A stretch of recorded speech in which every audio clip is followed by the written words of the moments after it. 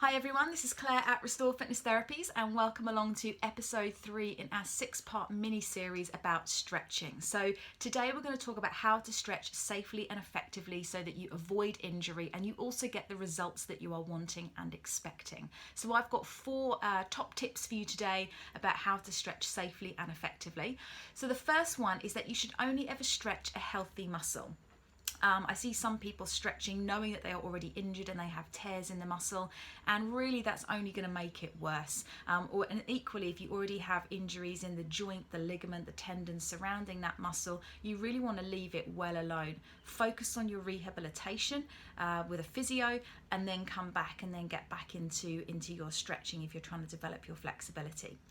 Second thing is be warm when you are stretching. The warmer your muscles are, the more pliable, the more loose they are, the easier they are going to stretch. So you don't want to be stretching outdoors particularly. There's really no reason for doing that. So you want to stretch indoors. Ideally, if it's developmental stretching, so you're trying to increase your general flexibility, do this in the evening. You've then had the whole day to be moving around, getting everything warm, and by the time you come to do your stretching in the evening, your body is at its loosest and its most pliable. And also, if you can do, maybe take a hot bath or a hot shower beforehand as well. Again, it's just going to warm the muscles up and make them at their loosest. So you're just going to get the most out of your stretching and you're less likely to tear something because you're really warm. So basically just create a nice warm, cozy environment in which to stretch, okay?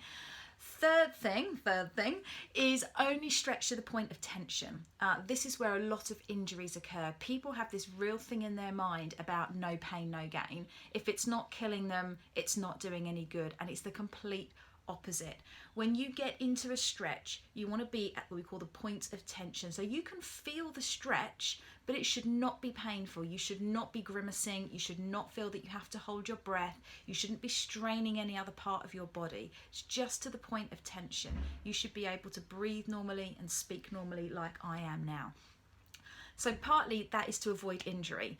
What also happens is if you go beyond that, it's not an effective stretch. We have a stretch reflex in our body which knows when we are getting to the point when we are going to injure ourselves, and that stretch reflex kicks in and contracts and stops you from stretching any further because it's trying to protect you from injury.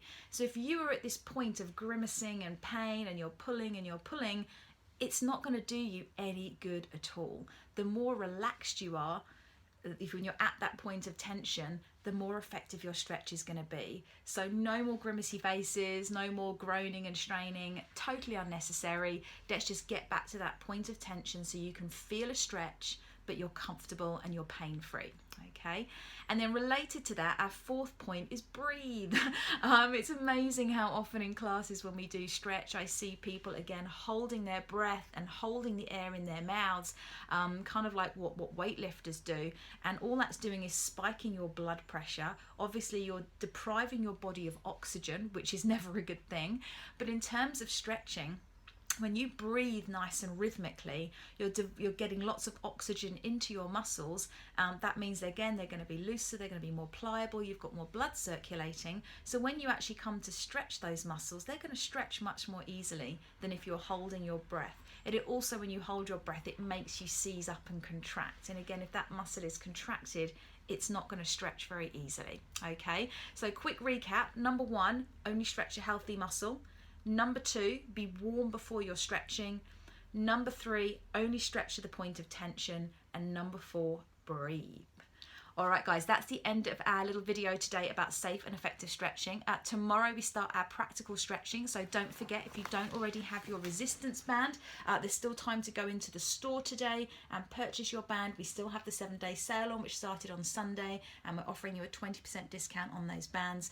We've got information here on how you can get into the store and purchase those, and we look forward to seeing you tomorrow. Take care until then. Bye.